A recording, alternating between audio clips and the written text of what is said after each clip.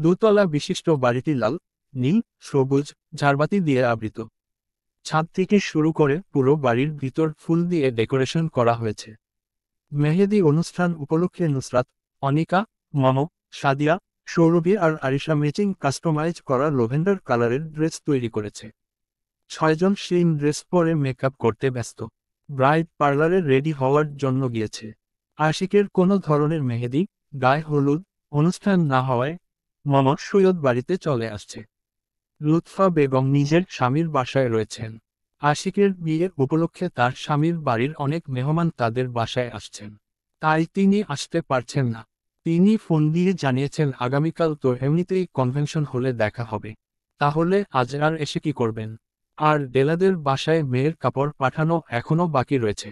তার সব কাজ পড়ে আছে, এখনো পর্যন্ত কিছুই গোছাতে পারেননি। মাগরিবের আজানের শেষ হয়েছে কিছুক্ষণ আগে। জায়ানের সাদা রঙের কার সৈয়দ বাড়ির ফটকে ঢুকতে দেখা গেল। আরিশা উপর তলা থেকে দৌড় দিয়ে নিচ তলায় গেল বড় আপুকে এগিয়ে আনার জন্য। ইলহাম আর আহান সবুজ রঙের পাঞ্জাবি পরেছে। আরশ স্বাভাবিকভাবে শার্ট আর ট্রাউজার পরে আছে। বাসা সাজাতে আসা লোকদের দেখিয়ে দিচ্ছে কোথায় কোন ফুল লাগাতে হবে।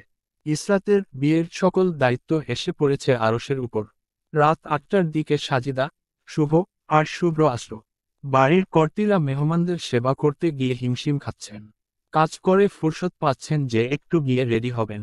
জাইন নিজের রুমের দরজা লাগিয়ে বসে আছে। মেহেরুন নেছা সাদা রঙের নতুন শাড়ি পরে টুকটুক লাঠির শব্দ করে এদিক থেকে সেদিকে হাঁটছেন। ইসরাতকে আরিশার সাথে নুসরাতদের রুমে রাখা হয়েছে। ইলহামের রুমে এসে গাঁঠি গেড়েছে সবাই। ইলহাম কিছুক্ষণ পর পর আসে আবার চলে যায়। আমাকে একটু ওইটা লাগিয়ে দিবি। নুসরাত ভ্রু কুঁচকে তাকালো ইলহামের দিকে। আশপাশ চেক করে দেখল ছেলেদের মাখার মতো কিছু আছে নাকি, কিন্তু কিছুই খুঁজে পেল না। নুসরাত বিরক্ত হয়ে জিজ্ঞেস করল, কি? ওই যে তোরা মাখিস ওইটা দে, আমি লাগাবো। কোনটা? এক্সাক্ট নামটা বল। তোরা যেটা ঠোঁটে দিয়েছিস ওইটা দে। আমরা ঠোঁটে লিপস্টিক দিয়েছি, এটা দিয়ে তুই কি করবি? আমি ঠোঁটে মাখব। হ্যাঁ, বুঝলি না বলদি, আজ আরশ ভাইয়া, জায়ান ভাইয়ার ফ্রেন্ড আসবে। মেয়েগুলোকে তো পটাতে হবে। আমি ছাড়া আর কোন হ্যান্ডসাম পুরুষ আছে নাকি এই বাড়িতে? কিছুটা ভাবসাব নিয়ে পাঞ্জাবির কলার ঠিক করল ইলহাম। এদিকে আয়, লাগিয়ে দেই। যদি মেয়ে পটাতে না পারিস দেখবি আমি তোর কি করি। সৌরভী চাতো করে উঠল।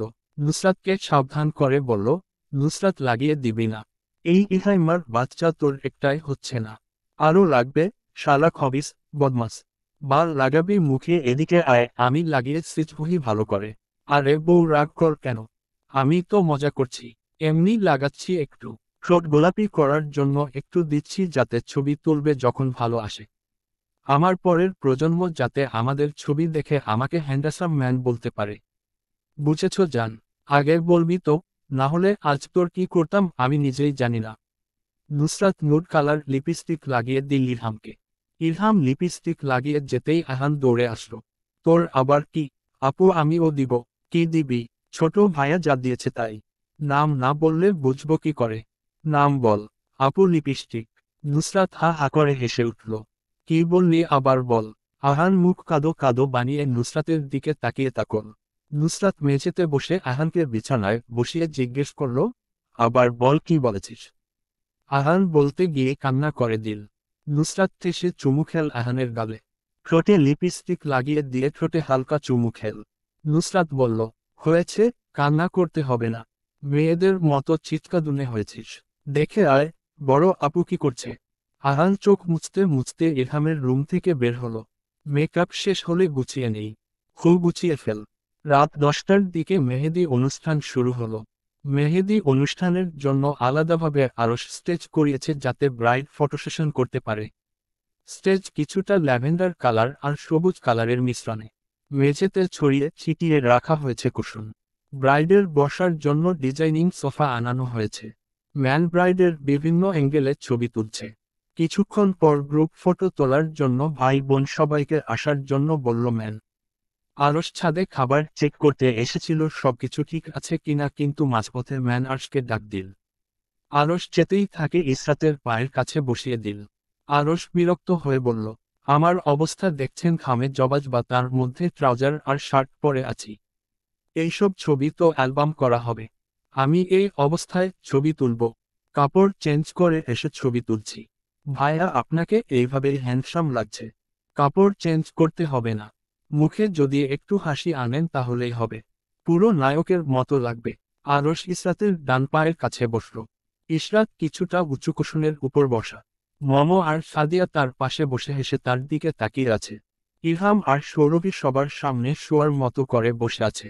ভাইয়া পোজ নিয়ে বসে ব্রাইডের বা পাশে যে আপু বসেছেন তার দিকে তাকান। আর আপু আপনি ভাইয়ার দিকে তাকিয়ে হালকা করে একটু হাসুন। নুসরাত দাঁত কিরমির করে উঠল। একে তার সাথে বসিয়ে দিতে হলো। তার তো এর মুখ দেখলেই রাগ আসে। হাসি আসবে কোথা থেকে? জোর করে মুখ টেনে হাসি বের করে আরশের দিকে তাকালো। আরশ নুসরাতের দিকে তাকালো। চোখাচোখি হতেই নুসরাত চোখ সরিয়ে নিল। তখনই ম্যান ছবি তুলল। ম্যান চিৎকার করে বলল, পারফেক্ট ছবি এসেছে। আরও কিছু গ্রুপ পিক তোলা হলো। ম্যান বলল, আপুরা সবাই চলে আসুন আর ভাইয়া আপনি থাকুন আর ওই আপু থাকুন। নুসরাত ইলহামের হাত চেপে ধরল। ম্যান বলল, আপু এই ভাইয়াকে ছেড়ে দিন আপনি আর ওই ভাইয়া থাকুন। ব্রাইডের সাথে আপনাদের কিছু আলাদা পিক তুলে দেই। ব্রাইড মাঝখানে যান আর আপু আপনি ব্রাইডের পায়ের সামনে আসুন আর ভাইয়া আপনিও আসুন। দুজন দুজনের ক্লোজ হন। নুসরাত কিছুটা আরশের দিকে সরে বসল। মুখের অবস্থা থমথমে, মনে হচ্ছে কাঁচা চিবিয়ে খেয়ে ফেলবে ম্যানকে। ভাইয়া ক্লোজ হন আরেকটু। আরশ একটু নুসরাতের কাছে আসলো। ডিএসএলআর এর মনে হয় হলো না, এতে সে এগিয়ে এসে দুজনকে একসাথে লাগিয়ে বসিয়ে দিয়ে গেল। আপু আর একটু ক্লোজ হন, হলে ছবি ভালো আসবে। নুসরাতের রাগের মাথায় যা মুখে আসলো বলে দিল। এক কাজ করি ভাইয়া, কোলে উঠে বসে যাই, তাহলে আরো ভালো ফটো আসবে। হ্যাঁ হ্যাঁ তাই করুন। নুসরাত হা করে তাকিয়ে তাকল ম্যানের দিকে। কি বলে শালা? যখন বুঝলো ভুল কিছু বলেছে তখন বলল, আপু হাসুন তো হাসুন, অনেক সুন্দর ছবি আসছে আপনার আর ভাইয়ার। নুসরাত সামনের দাঁত বের করে পেতনিদের মতো করে হাসল। ম্যান বলল, আপু আপনার আর হাসা লাগবে না, আপনি যেভাবে আছেন বসে থাকেন। মেহেরুন নেছাকে কোলে করে নিয়ে আসলেন সোহেদ।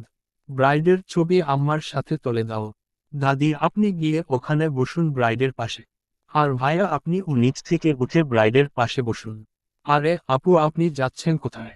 আপনি ভাইয়ার পায়ের কাছে বসুন। আর পা সামনের দিকে বের করে বসুন যাতে জুতো দেখা যায়। নুসরাত তীক্ষ্ণ চোখে তাকালো ডিএসএলআর এর দিকে। আরশের পায়ের কাছে বসে পা সামনের দিকে দিল নুসরাত। আরশ নুসরাতের চুল ধরে টান মারল। নুসরাত পিছন ফিরে আরশের দিকে তাকাতেই ডিএসএলআর ঠাস করে ছবি তুলে নিল। জং করে আরশ আর নুসরাতকে বের করে ছবি তুলল। ছবিটা কিছুটা দেখতে এরকম আসছে, নুসরাত আরশের দিকে তাকিয়ে আর আরশ তার দিকে তাকিয়ে দৃষ্টি বিনিময় করছে। আরশের ঠোঁটে হালকা হাসি আর নুসরাত মুখ কালো করে তার দিকে তাকিয়ে আছে। আরে গ্রুম কই? অনেক তো ব্রাইডের একা ফটো তুললাম, এবার গ্রুমকে নিয়ে আসুন। কাপল ফটো তুলবেন না? আরশ উঠে দাঁড়ালো, প্যান্ট ছেড়ে জুতো পরে নিল। আমি গ্রুমকে পাঠাচ্ছি, আপনি ততক্ষণে ওদের ফটো তুলুন। অনিকা দৌড়ে আসলো। ডিএসএলআর ম্যানকে বলল, ভাইয়া আমার পিক তুলে দিন। ম্যান বলল, জি আপু চলুন, ওদিকে ফটো ভালো আসবে। নুসরাত তার জ্ঞান নিয়ে বসে খাবার খাচ্ছে। সবাই এক এক করে গিয়ে প্লেটে করে খাবার নিয়ে আসলো। ইসরাতকে নাজমিন বেগম মুখে তুলে খাইয়ে দিলেন। খাবার খাওয়াতে গিয়ে জলে চোখ টইটম্বুর হয়ে গেল। আম্মু কান্না করছো কেন? আমি তো কোথাও যাচ্ছি না। কান্না বন্ধ করো। ইসরাতের বলতে দেরি হলো, নাজমিন বেগমের চোখ থেকে জল চোখ থেকে পড়ে গিয়ে গাল বেয়ে নেমে গেল। ইসরাত চোখ মুছে দিল নাজমিন বেগমের। আম্মু কান্না বন্ধ করো, পরে আমি কান্না করে দিব। নাজমিন বেগম চোখ মুছলেন, মুছে ইসরাতের মুখে ভাত তুলে দিলেন। ভাত খাওয়াতে গিয়ে নাজমিন বেগম ফুপিয়ে কান্না করলেন। ইসরাতের মায়ের কান্না দেখে নিজের ও কান্না চলে আসলো। মাকে এক হাত দিয়ে জড়িয়ে ধরে রাখল। নাজমিন বেগমের ফুপিয়ে কান্না হাউমাউ কান্নায় পরিবর্তন হলো। ইসরাত নিজেকে ধরে রাখার চেষ্টা করল, কিন্তু কান্না ধরে রাখতে পারল না। নাজমিন বেগম তাল মিলিয়ে মেয়ের সাথে কান্না করতে শুরু করলেন। মেহেরুন নেছা চোখের পানি মুছলেন শাড়ির কোণ দিয়ে। রুহিণী আর ঝর্ণা সান্ত্বনা দিতে গিয়ে নিজেরা কান্না করে দিলেন। মম, সাদিয়া, সৌরভী ইসরাতের দিকে তাকায় আর নিজেদের চোখের পানি মুছে। নুসরাতের মুখ থমথমে। মুখ দেখে বোঝা গেল না মনের ভিতর কি চলছে। ইসরাতের বাহু বন্ধন থেকে মাকে ছোটাল। ভাতের প্লেট নিজের হাতে নিয়ে নাজমিন বেগমকে টেনে ছাদ থেকে নিয়ে আসলো। আপু ওদিকে কান্না করছেন সবাই, যাই একটা ফটো তুলে আসি। আরে ভাইয়া এদিকে আমি দাঁড়িয়ে থাকবো আর আপনি আমার ফটো তুলে দিন। আপু পরে তুলে দিব। এখন যাই ব্রাইডের ওখানে। ভাইয়া লাস্ট ফটো, এটা তুলে দিয়ে চলে যান। আপু তুলে দিয়েছি, এবার যাই। ভাইয়া এদিক থেকে একটা ফটো তুলুন যাতে আমার ফুল ড্রেস ফটোতে আসে। আর এইটা শেষ ফটো। ম্যান বলল, আরে বোন কখন থেকেই তো আপনার ফটো তুলছি। অন্য কাউকে সুযোগ দিন। আমার কাছে মনে হচ্ছে ব্রাইড আপনি উনি না। যত সব। ম্যান চারি মেরে চলে গেল অনিকাকে রেখে। অনিকা মুখ কাদো কাদো বানিয়ে গেল বিচার দিতে আরশের কাছে। নাজমিন বেগমকে নিয়ে যাওয়ার পর ইসরাতের কান্না থেমেছে। কিন্তু কান্নার করার ফলে নাক মুখ ফুলে লাল হয়ে গিয়েছে। আরশ আর জায়ান মিলে জোর করে ধরে জাইনকে নিয়ে আসলো। জাইন আসতে চাইছিল না, কিন্তু আরশ বলেছে তুমি যদি এখন রুম থেকে না বের হও আমি আর ছোট ভাইয়া মিলে তোমাকে কোলে করে ছাদে নিয়ে যাব। বাধ্য হয়ে জাইনের আসতে হলো। আরশের উপর বিশ্বাস নেই সত্যি থাকে দেখা যাবে কোলে করে নিয়ে ছাদে চলে গিয়েছে। ম্যান আরশকে ছাদে আসতে দেখে জিজ্ঞেস করলো, বর কই? আরশ নিজের পাশে ইশারা করে দেখালো জাইনকে। ম্যান জাইনের উপর থেকে নিচের দিকে তাকালো। ব্রাইডের কাপড়ের দিকে একবার তাকালো আর একবার জাইনের দিকে তাকালো। নাক কুচকে দিয়ে এলো আর ম্যান বলল, এইটা বর। জায়ান বলল, জি। একই বেসুরত চেহারা আর কাপড়। ব্রাইডের কাছে দাঁড়ালে মনে হবে কোন কাজের বেটা এসে দাঁড়িয়েছে। ব্রাইডের মান সম্মান সব খেয়ে দিবে উনি। ব্রাইডের কাছে উনাকে একটুও মানাবে না। এক কাজ করুন, জায়ানকে ইশারা করে বলল, আপনি ভাইয়া আসুন। আপনাকে উনার থেকে বেটার লাগছে। কোণের পাশে আপনাকে দাঁড়ালে কেউ চিনবে না। জাইনকে হাত দিয়ে ইশারা করে বলল, আপনি চলে যান ভাইয়া। জাইন অগ্নি দৃষ্টিতে তাকালো ম্যানের দিকে। ঘাড়তারার মতো দাঁড়িয়ে রইল। ভালো করে বললে সে চলে যেতে, কিন্তু এত বড় অপমানের পর সে যাবে না। সেই এই কাপড় পরে ইসরাতের সাথে কাপল ফটো তুলবে। জাইন ইসরাতের পাশে গিয়ে দাঁড়ালো। যারা যারা বসেছিল মেহমান সবাই অদ্ভুত দৃষ্টিতে তাকালো বরের দিকে। বরের পরনে শর্ট ট্রাউজার আর ভাঁজ ফেলা ওভার সাইজ গেঞ্জি। শর্ট ট্রাউজার পরার জন্য পায়ের হাঁটু অবধি কালো লোম বের হয়ে আছে। মম বলল, ইয়াক, কি বিচ্ছিরি লাগছে বড় ভাইয়াকে। মনে হচ্ছে ফকিন্নির মতো 7 মাস ধরে খাবার পায়নি। আপুকে লাগছে পূর্ণিমার চাঁদ আর বড় ভাইয়াকে লাগছে অমাবস্যার চাঁদ। জাইন বলল, এই আসুন এসে ফটো তুলুন। হা করে মুখ দেখছেন কেন? ম্যানের মুখ দেখে বোঝা যাচ্ছে সে মোটেও ইচ্ছুক না জাইনের সাথে ইসরাতের ফটো তুলতে। আরশ আর জায়ান ফটো তোলার জন্য ম্যানকে বলল। ম্যান মুখ গম্ভীর করে এগিয়ে গেল। আপুর ক্লোজ হয়ে দাঁড়ান। আপু ভাইয়ার দিকে তাকান আর ভাইয়া আপুর দিকে তাকান। দুজন দুজনের হাত চেপে ধরে হালকা করে হাসবেন। জাইন ম্যানের কথা না শুনে ইসরাতের কাছাকাছি দাঁড়িয়ে ইসরাতের কোমর চেপে ধরল। ইসরাত জাইনের কাঁধে হাত রাখল। জাইন ইসরাতের মুখের দিকে গম্ভীর মুখ নিয়ে তাকালো। আর ইসরাত হালকা হাসি নিয়ে ক্যামেরার দিকে তাকালো। কাপল ফটো তোলার পর ইরহাম আর সৌরভীকে ইসরাতের পাশে গিয়ে দাঁড়ানোর জন্য বলল। দুজন নির্দিষ্ট দূরত্ব নিয়ে হাত চেপে দাঁড়ালো। হঠাৎ পিছন থেকে ইনায়ার কথা বলার শব্দ শোনা গেল। জায়ান ইনায়াকে দেখে মুখ গম্ভীর বানিয়ে ফেলল। ইনা সবার সাথে কুশল বিনিময় করার পর জিজ্ঞেস করলেন আজ বেলার গায়ে হলুদ অনুষ্ঠান করা হচ্ছে না। ইনা বলল হলুদ অনুষ্ঠান শেষ করে সে এখানে এসেছে। ম্যান ইনায়াকে ডেকে নিয়ে গেল। ইনায়াকে ব্রাইড আর গ্রুমের একপাশে দাঁড় করিয়ে দিয়ে আরশকে বলল আসার জন্য। আরশ না করে দিল, তাই জায়ানকে নিয়ে আসলো ম্যান। 3 কাপলকে দাঁড় করিয়ে গ্রুপ ফটো তুলল।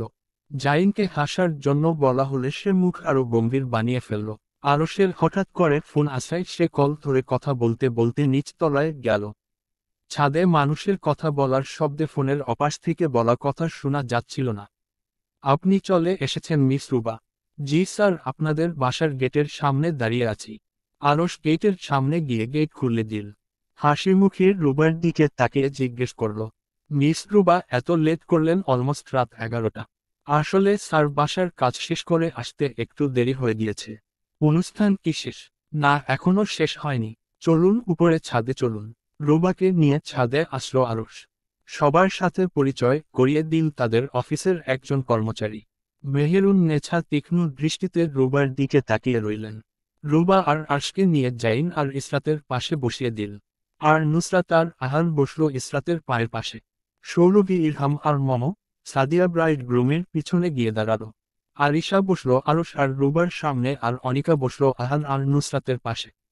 একে একে সবাই ফটো তুলল ইশরাত আর জাইনের সাথে। ইনা চুপ মেরে এক পাশে বসে রইল। ফ্যামিলি ফটো তোলার জন্য সবাই এগিয়ে আসলো। মেহেরুন নেছা মাঝে বসলেন। উনার একপাশে নাসির সাহেব আর নাজমিন বেগম, তাদের কোলে আহান, অন্য পাশে হেলাল সাহেব আর লিপি বেগম। পিছনে দাঁড়িয়ে আছেন সোহেব, ঝর্ণা আর রোহিণী ও সোহেদ, তাদের মাঝে আরিশা দাঁড়িয়ে আছে। জাইন আর ইশরাত কুশনের উপর বসল। জাইনের পায়ের কাছে বসল ইলহাম আর ইসরাতের পায়ের কাছে অনিকা। জায়ান বসল ইলহামের পাশে আর ইনা বসল অনিকার পাশে। নুসরাত আর আরশ মেঝেতে বসল দুজন দুই কোণায়। ম্যান বিরক্ত হয়ে বলল, আপনাদের দুজনকে শুধু বলতে হয় কেন ক্লোজ হয়ে বসার জন্য? ক্লোজ হন দুজন। মনে হয় একজন ভারত আর আরেকজন পাকিস্তান। কাছে আসুন দুজন। নুসরাত আর আরশ দুজন খায়ের সাথে খা কিছুটা লাগিয়ে বসল। ইশরাত জাইনের দিকে তাকাতেই জাইন তার দিকে গম্ভীর মুখ নিয়ে তাকালো। জায়ান ইনার দিকে গভীর চোখে তাকিয়ে আর ইনা হাসি মুখে সামনের দিকে তাকিয়ে। আরশ আর নুসরাতের মুখ দেখে লাগছে আর কিছুক্ষণ এভাবে বসে থাকলে বোমের মতো ফেটে যাবে। দুজন দুজনের দিকে অগ্নি দৃষ্টিতে তাকিয়ে ম্যান ঠাস করে ফটো তুলল আর মেহেদি অনুষ্ঠান শেষ এখানে হলো। রাত 1টার দিকে মাহাদি আসলো সৈয়দ বাড়িতে। আরশ কোমরে দুহাত রেখে তাকিয়ে রইল মাহাদির দিকে। না আসলে হতো, এত কষ্ট করে এখানে আসার কি প্রয়োজন ছিল এত তাড়াতাড়ি? আরে ভাই, রাগ করছিস কেন? আমি তাড়াতাড়ি আসতে চাইছিলাম কিন্তু আমার বাপ আটকে দিয়েছিল। আরশ গম্ভীর মুখে তাকিয়ে রইল। মাহাদি আরশের রাগ ভাঙানোর জন্য জড়িয়ে ধরল। হঠাৎ জড়িয়ে ধরায় আরশ ব্যালেন্স হারিয়ে মাঝেতে পড়ে গেল, সাথে করে মাহাদিকে নিয়ে পড়ল। নুসরাত আর মম ছাদ থেকে দোতলায় ফিরছিল কারণ নাজমিন বেগম নুসরাতকে ডেকে পাঠিয়েছেন। হঠাৎ আরশকে আর মাহাদিকে একে অপরকে জড়িয়ে ধরে পড়ে থাকতে দেখে সন্দেহের দৃষ্টিতে তাকালো মম আর নুসরাত। মম কানে কানে বলল, বইন এরা এভাবে জড়াজড়ি করছে কেন? আর আগে নাকি? দূর, কি সব বলিস? মাইন্ড ঠিক কর। আমার মাইন্ড ঠিক আছে। দেখ কিভাবে জড়াজড়ি করে পড়ে আছে। মনে হচ্ছে ওইসব। ইয়াক, ভাবতেই আমার বমি আসছে। সিংহ, এরা কিভাবে জড়িয়ে ধরে পড়ে আছে দেখতেই তো ঘৃণা লাগছে। নুসরাত জহুরে চোখে তাকালো আরশের দিকে। আরশ নুসরাত আর মমকে তাদের দিকে এমনভাবে তাকাতে দেখে মেঝে থেকে উঠে বসল। নুসরাত চোখ তীক্ষ্ণ করে আরশের উপর থেকে নিচে তাকালো। আরশ আমতা আমতা করে বলল, কি, এভাবে তাকিয়ে আছিস কেন? যেন কাপড়ের উপর থেকে সব স্ক্যান করে ফেলছিস। নুসরাত উত্তর দিল না। মোমর কানে কানে বলল, এই আরশ যদি ওইসব হয় তাহলে একে বিয়ে করবে কে? তুই করে নিবি। যাও বাল এখান থেকে। কি সব বলিস? তুই তো বিয়ে করতে চাস আরশ ভাইয়াকে। ভাইয়া ওইসব হলে কি হবে? তোর কোন সমস্যা হওয়ার কথা না। দূর, কি সব বলছিস? এরা ওইসব হলে কবেই বড় আব্বু লাত্তি মেরে বাসা থেকে বের করে দিত। এটা আমাদের অতিরিক্ত চিন্তার ফল। বুঝেছিস গাধি? আরশ নুসরাত আর মমকে তাদের দিকে তাকিয়ে বমি করার অঙ্গভঙ্গি করতে দেখে বলল, উল্টাপাল্টা চিন্তা করবি না নুসরাত। আমি নিশ্চিত তুই নিশ্চয়ই কোন উল্টাপাল্টা চিন্তা করছিস। সাথে মমকেও মিশিয়েছিস। না আরশ ভাইয়া, উল্টাপাল্টা কিছুই চিন্তা করছি না। আমি আর মমর শুধু ভাবছিলাম আপনি আর মাহাদি ভাইয়া ওইসব নাকি। এর চেয়ে বেশি কিছু ভাবিনি। ভাইয়া অলওয়েজ ওকে। আমাদের নিয়ে এসব উল্টাপাল্টা চিন্তা তোর মাথায় আসে কিভাবে? ছিহ ছিহ ছিহ, তুই আমাকে আর মাহাদিকে ওইসব বানিয়ে দিলি। তুই তো বোন নামের কলঙ্ক। মম বলল, আপনারা এভাবে জড়াজড়ি করছেন যে কেউ দেখলে বলবে আপনারা ওইসব। আমার ভাবতেই বমি আসছে। ওয়াক থু থু, তোদের এসব উল্টাপাল্টা চিন্তা করতে কে বলেছে? আর পরে থু থু করতে কে বলেছে? নুসরাত থামিয়ে দিয়ে বলল, হইছে আর থু থু করতে হবে না। আম্মা নিচে যাওয়ার জন্য বলছে, চল। নুসরাত আর মম নিচ তলায় গেল। মেহেদি অনুষ্ঠান শেষ হওয়ার পর এসে ইশরাত শুয়ে পড়েছে। তার ক্লান্ত লাগছে অনেক। নাজমিন বেগম বলেছেন আগামীকাল অনেক ধকল যাবে, তাড়াতাড়ি ঘুমিয়ে পড়ার জন্য। আরিশা আর অনিকা কিছুক্ষণ আগে খাবার খেয়ে শুতে গিয়েছে।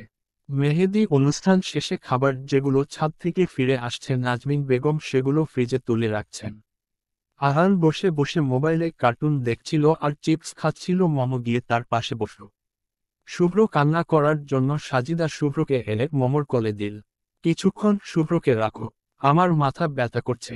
একে তার মধ্যে আম্মু কল দিয়ে বলেছে বাসায় যাওয়ার জন্য, তার নাকি কাজ করতে গিয়ে হিমশিম খাচ্ছে। শুভ কাপড় গোছাচ্ছে, আমি একটা ন্যাপ নিয়ে নেই ততক্ষণে। তুই রাখো শুভ্রকে। আপু ওখানে তো খালামণি আছে। খালামণি আর আম্মা মিলে সামলাতে পারছে না। আচ্ছা যাও, আমি রাখছি শুভ্রকে। সাজিদা শুভ্রকে দিয়ে ন্যাপ নিতে চলে গেল। আরশ আর মাহাদি এসে সোফায় বসল। মমো আহানের সাথে কার্টুন দেখল আর আহানের চিপসেরও প্যাকেট থেকে চিপস বের করে নিজের মুখে পুরল। মমো একটা একটা করে আহানের সব চিপস খেয়ে নিল। আহান প্যাকেটে হাত ঢুকিয়ে যখন চিপস খুঁজে পেল না তখন কাদো কাদো মুখ বানিয়ে আহান মমোর দিকে তাকালো। আহান চিপসেরও প্যাকেট মোমোকে দেখিয়ে উল্টিয়ে ছাড়ল। আমার চিপস কই? আমি কি জানি, সব শুভ্র খেয়ে নিয়েছে। শুভ্র কিছু না বুঝে মোমোর মুখের দিকে তাকিয়ে তাকল। হাত তুলে মোমোর গালে থাপ্পড় মেরে বলল, আম নাম নামাম। আহান বিশ্বাস হলো তো আমি সত্যি বলছি। দেখ, সত্যি বলায় শুভ্র আমাকে থাপ্পড় মেরেছে। মাহাদি পিছন থেকে বলল, মিথ্যা কথা বলছো কেন? আমি দেখলাম তুমি ওর সব চিপস খেয়েছো। মমোর রাগী চোখে তাকালো মাহাদির দিকে। জায়ান চিপস নিয়ে ঝগড়া করতে দেখে কয়েক প্যাকেট চিপস এনে দিয়ে বলল, হয়েছে, আর ঝগড়া করতে হবে না। এইগুলো ভাগ করে খাও আর মাহাদির সাথে শেয়ার কর। আমি চিপস, চকলেট আর কোক বাহিরের মানুষের সাথে শেয়ার করি না। তাহলে আহানকে দিচ্ছিস কেন? কারণ ও আমার কিউট মিষ্টি একটা ভাই। নুসরাত পিছন থেকে চিৎকার করে বলল, বাহ, এদের চিপস খাওয়ানো হচ্ছে আর এদিকে আমি কাজ করতে করতে কোমর বাঁকা হয়ে যাচ্ছে, তা কারোর চোখে লাগছে না। কেউ এসে আমার কাজে সাহায্য করছে না। ওরাও বোন, আমি তোমাদের বোন না। আরশ পিছন থেকে এসে বলল, কি কাজ করছিস তুই? ঘর ঝাড়ু দিচ্ছি, দেখতে পাচ্ছেন না? হ্যাঁ দেখতে পাচ্ছি, তোর মতো অকর্মার ডেকে ঘর ঝাড়ু দিচ্ছে আর পুরো এলাকার মানুষকে জানাচ্ছে সে কাজ করছে। আমি তো কাজ করছি, আপনি কি করছেন? আমি যা করি তা তোর জামাইয়ের 14 গোষ্ঠী জীবনে করতে পারবে না। আচ্ছা, একটা প্রমাণ দেখালে বুঝতে পারবো যে আপনি যেসব কাজ করেন তা আমার জামাইয়ের 14 গোষ্ঠী জীবনে করতে পারবে না। কি কাজ বল, তুই মেরে করে দিব। তুই আমাকে কি মনে করিস? বেশি কিছু না, just dining room, drawing room আর কিচেন ঝাড়ু দিয়ে দিলেই হবে। আরশ ভাবসাব নিয়ে নুসরাতের হাত থেকে ঝাড়ু নিয়ে কাজ করতে গেল। সে দেখিয়ে দিবে এসব তার জন্য কোন বিষয় না। তার বা হাতের খেল এসব কাজ। নুসরাত মুচকি মুচকি হাসল। আরশ ডাইনিং রুম ঝাড়ু দিতে যেতেই নুসরাত লাফ দিয়ে সোফার উপরে উঠে বসল। চিপসেরও প্যাকেট খুলে মুখে চিপস টপ টপ করে ঢুকাল। মাহাদি বলল, তুমি আরশকে ফাঁসিয়ে কাজ করাচ্ছ তাই না? জি ভাইয়া।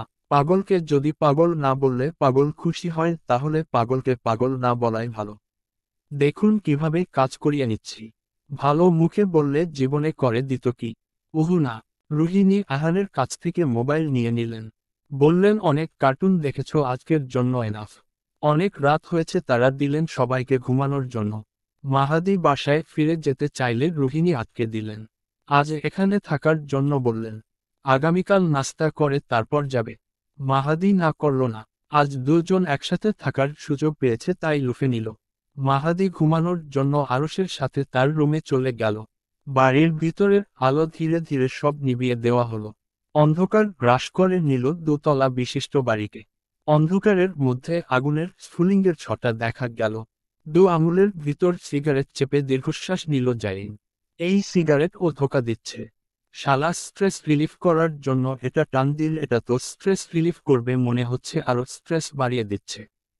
সিগারেটটা দূরে ছুঁড়ে ফেলে ক্লান্ত দেহ টেনে এনে বারান্দার রকিং চেয়ারে বসল জাইন। চোখ বুজে শুয়ে থাকার মতো পরে রইল সারারাত বারান্দায়। ফজরের আজানের সময় রুমে গেল। অজু করে ফজরের নামাজ আদায় করতে বসল। নামাজ শেষে অনেক সময় নিয়ে আল্লাহর কাছে দোয়া করল জাইন। মনে হলো আগের তুলনায় শরীর ও মন দুটোই সতেজ হয়ে গিয়েছে। দুপুর 1টা বাজে সৈয়দ বাড়ির সবাই ধীরে ধীরে ঘুম থেকে উঠল। ঝর্ণা আর নাজমিন বেগম মিলে সকালের নাস্তা তৈরি করলেন। নাস্তা তৈরি করে নাজমিন বেগম ইসরাতের রুমে গেলেন। দরজায় নক করে রুমে প্রবেশ করলেন।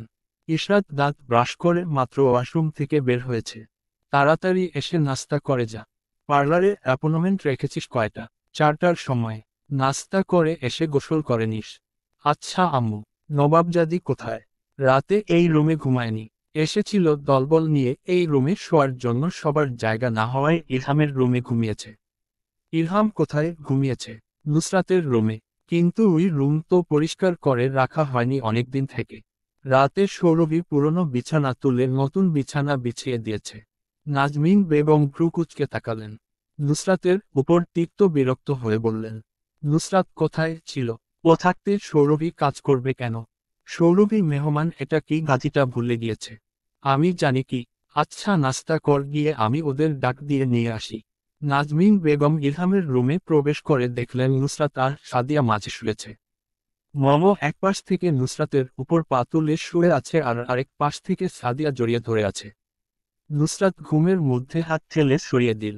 শ্বাসকষ্টের রোগীদের মতো ছটফট করল। বিড়বিড় করব বলল, আমার শরীরে থেকে পা সরা, নইলে পা ভেঙে গুড়িয়ে দিব। ঘুমের মধ্যে ওরে ইমেয়া হুমকি দিচ্ছে। নুসরাত 2টো বাজে উঠো। আর কত ঘুমাবি? আম্মা আর 5 মিনিট ঘুমাতে দাও, তারপর উঠে যাব। ইশরাত পার্লারে চলে যাচ্ছে, তুই ঘুমিয়ে থাক। কথাটা বলতে দেরি হলো নুসরাতের, উঠতে দেরি হলো না। বিছানা থেকে এক লাফে ওয়াশরুমে গিয়ে ব্রাশ খুঁজে পেল না। ওয়াশরুম থেকে মাথা বের করে বলল, আম্মা আমার ব্রাশ কই? গাজি রে গাজি, এটা তোর বাথরুম। এক ঘুমে সব খেয়ে নিয়েছিস। নুসরাত মাথা চুলকাল। বোকা হেসে ওয়াশরুম থেকে বের হয়ে ইসরাতের রুমে গেল। নাজমিন বেগম ততক্ষণে মম আর সাদিয়াকে ডেকে তুললেন। সকালের নাস্তা শেষ করে সবাই নিজ নিজ রুমে রেস্ট করার জন্য যাচ্ছিল। গতকাল রাতে ঘুম হয়নি বলে এখনো ক্লান্তি শরীরে রয়ে গেছে।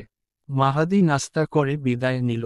লিপি বেগম বললেন রাতে যেন অনুষ্ঠানে উপস্থিত থাকে, না হলে তিনি রাগ করবেন। মাহদি বলে গিয়েছে সে সময় মতো উপস্থিত হয়ে যাবে। বড় মামানি, আমি বাসায় যাব। কেন? এখান থেকে হলে চলে যাবে। লুৎফা আর আশিক তো আসবে। এরকম কিছু না বড় মামানি। গতকাল বাসায় কোন অনুষ্ঠান না হওয়ায় এখানে এসেছিলাম।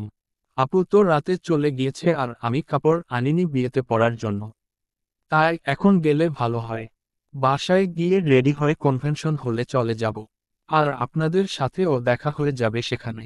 এখান থেকে গেলে যা, ওখান থেকে গেলে ওটা। আচ্ছা আমি জায়ানকে বলছি তোমাকে পৌঁছে দেওয়ার জন্য। লিপি বেগম জায়ানকে ডাক দিলেন। জায়ান নিচে আসতে থাকে, বললেন মমকে বাসায় পৌঁছে দেওয়ার জন্য। আসো মম, আমি গাড়ি বের করছি। বড় মামানি, আসি তাহলে, আসসালামু আলাইকুম। ওয়ালাইকুম আসসালাম। মমর পিছন পিছন নুসরাত গেল। জায়ান গাড়ি বের করে বাড়ির গেটের বাহিরে বের করেছে। মম গিয়ে বসতে যাবে, নুসরাত বলল, পিছনে বস, আমি তোকে নিয়ে যাব। জাইন বুঝল না কথা। ড্রাইভিং সে করবে, নুসরাত কিভাবে নিয়ে যাবে? জায়ান কিছু বলতে যাবে, নুসরাত থামিয়ে দিল। ভাইয়া আমি জানি আপনি কি বলবেন। আপনি গাড়ি চালালে আমি কিভাবে নিয়ে যাব তাই না? আজ আমি আপনার কার চালাই ভাইয়া। প্লিজ। না করবেন না ভাইয়া, প্লিজ, ছোট বোন হিসেবে আবদারটা রাখুন ভাইয়া প্লিজ। তুমি গাড়ি চালাতে পারো? নুসরাত উচ্ছ্বাসিত গলায় বলল, জি ভাইয়া। তোমার ড্রাইভিং লাইসেন্স আছে? জি না ভাইয়া। যদি ট্রাফিক পুলিশ লাইসেন্স দেখতে চায় আপনারটা দেখিয়ে দিব। ওকে। আচ্ছা আসো ড্রাইভিং করো। আজ প্রথমবার বলছো আর এত রিকোয়েস্ট করছো বলে দিলাম, না হলে কোনোদিন দিতাম না। নুসরাত গাড়িতে উঠতে যাবে, ইশরাত পিছন থেকে হাত টেনে ধরল। নুসরাতকে দাঁড় করিয়ে রেখে নিজের ড্রাইভিং সিটে উঠে বসল। একই, তুই কেন বসলি ড্রাইভিং সিটে? মানুষ কেন ড্রাইভিং সিটে বসে? গাড়ি চালানোর জন্য। তাহলে জিজ্ঞেস করছিস কেন? বলদ কোথাকার। আমি আগে বলেছি আমি ড্রাইভিং করব। এখন তুই উড়ে এসে জুড়ে বসলি। তো কি হয়েছে? তুই চালাস আমি চালাই, একজন চালালেই তো হয়। নুসরাত মুখ ফুলিয়ে ফ্রন্ট সিটের জানালায় এসে টক টক করে আওয়াজ করল। জায়ান কাঁচ নামিয়ে জিজ্ঞেস করল, কি? ভাইয়া আপনি ব্যাক সিটে যান, আমি ফ্রন্ট সিটে বসব। আচ্ছা আমার বোন বসে যাও। তবুও গাড়ি চালাও। বেচারির দেরি হয়ে যাচ্ছে। কখন থেকে গাড়িতে বসে আছি। নুসরাত গাড়িতে উঠে বসল। ইশরাত গাড়ি ধীরে ধীরে চালিয়ে বাসার মোড়ে আসলো। মেইন রোডে আস্তে আস্তে গাড়ি চালাতে দেখে নুসরাত বলল, এই স্পিড দে। গাড়ি চালাচ্ছিস না টেলা গাড়ি চালাচ্ছিস? এরকম চালালে সারা জীবনে মমর বাসায় পৌঁছাতে পারবি না। ইশরাত নুসরাতের দিকে তাকিয়ে ঠোঁট বাঁকিয়ে হাসল। পিছনের দিকে তাকিয়ে বলল, attention please, take your seat belt. I will increase the speed of the car now. Be ready. Zayan আর মোহাম্মদ সিটবেল্ট লাগানোর আগেই ইশরাত গাড়ির গিয়ার পরিবর্তন করল। রাস্তার চারিপাশ তাকিয়ে খালি দেখল ইশরাত। রাস্তা খালি দেখে গাড়ি ঝড়ের গতিতে চালাতে লাগলো। গাড়ির গতি 40 থেকে 160 নিয়ে গেল। ইশরাত গাড়ির গতি কমাও, নইলে অ্যাক্সিডেন্ট হতে পারে। নুসরাতের উচ্ছ্বাসিত কণ্ঠ সামনের সিট থেকে ভেসে আসলো, আরো স্পিড দে। মনে হচ্ছে গাড়ি নাপলেন। মোহাম্মদ জোরে জোরে পড়ল। লা হাওলা ওয়ালা কুওয়াতা ইল্লা বিল্লাহিল আলিজিল আজিম। আল্লাহ মাফ করে দাও, আর জীবনে আপু গাড়ি চালালে আমি উঠব না। এই শেষবারের মতো মাফ করে দাও। নুসরাত বিরক্তির দৃষ্টি নিয়ে তাকালো মোমোর দিকে। মোমোকে ধমকে উঠল, এই জান নিয়ে তুই আমাদের সাথে গাড়িতে উঠিস? তোকে তো আমার বন্ধু বলে পরিচয় দিতে লজ্জা লাগছে। সামান্য স্পিডে তোর এই অবস্থা। তাহলে হাই গতিতে আমি গাড়ি চালাবো, তুই তখন কি করবি? ইশরাত আরো স্পিড দে। ইশরাত আর স্পিড দিন না। নুসরাতকে চুপ হয়ে বসতে বলল। নুসরাত চুপ হয়ে বসে থাকার মেয়ে না, সে চিৎকার করে নিজের উচ্ছ্বাস প্রকাশ করছে। আর ইশরাতকে গাড়ির গতি বাড়ানোর জন্য ইন্সপিরেশন দিচ্ছে। মোমোর বাসার সামনে এনে ইশরাত গাড়ি থামালো। মোমো বুকে ফু দিয়ে গাড়ি থেকে নেমে দাঁড়ালো। তার বুক এখনো কাঁপছে। ইশরাত গাড়ির কাচ নামাল। কেমন এনজয়মেন্ট করলি? আল্লাহ মাফ করুক, বেঁচে থাকলে আমি আমার সজ্ঞানে কোনোদিন যদি তুমি ড্রাইভ করো তাহলে জীবনে আমি ওই গাড়িতে উঠব। একটুর জন্য আমার প্রাণ পাখি ঠুস করে উড়ে যায়নি, এটাই অনেক। তুই আমার সামনে দাঁড়িয়ে আমার ড্রাইভিং স্কিলের বদনাম করছিস। তোর তো খুশি হয়ে আমাকে ধন্যবাদ দেওয়া উচিত ছিল। 30 মিনিটের রাস্তা আমি তোকে উড়িয়ে 15 মিনিটে নিয়ে এসেছি। জি আপা, অনেক ধন্যবাদ। এবার বাসায় গিয়ে রেডি হন। আপনি হয়তো ভুলে গিয়েছেন আজ আপনার বিয়ে। না না, মনে আছে। ভুলে যাব কেন? ইশরাত ড্রাইভিং সিট থেকে নেমে দাঁড়াতেই নুসরাত গিয়ে ড্রাইভিং সিটে বসল। মোমো পিছন থেকে কিছু বলার পূর্বেই নুসরাত ধোয়া উড়িয়ে গাড়ি স্টার্ট দিল। জানালা খুলে মোমোকে ফ্লাইং কিস ছুড়ে দিল নুসরাত। টাটা ডার্লিং, রাতের দেখা হচ্ছে কনভেনশন হলে। নুসরাত মেইন রোডে উঠেই হাই স্পিডে গাড়ি চালাতে শুরু করলো। জায়ান আস্তে গাড়ি চালানোর কথা বললে নুসরাত গাড়ির গতি কমাল না। বলল, ভাইয়া এনজয় ইট। নুসরাত, আমার কথা শুনো। বর্ষর অ্যাক্সিডেন্ট হওয়ার আগে গাড়ির গতি কমাও। আমার ব্লাড প্রেশার হাই হয়ে যাচ্ছে। অ্যাক্সিডেন্ট হয়ে যাবে, আস্তে গাড়ি চালাও। জায়ানের বলতে দেরি হলো, নুসরাতের গাড়ি ঢুকতে দেরি হলো না। গাড়ি উল্টে গিয়ে প্লটের ভিতর পড়ল। জায়ান ব্যথা পেয়ে চিৎকার করে উঠল। গাড়ির সামনের কাঁচ ভাঙার সাথে লাইটগুলোও ভেঙে গেল। নারী কণ্ঠের চিকন ব্যথাতুর শব্দ ভেসে আসলো গাড়ির ভিতর থেকে।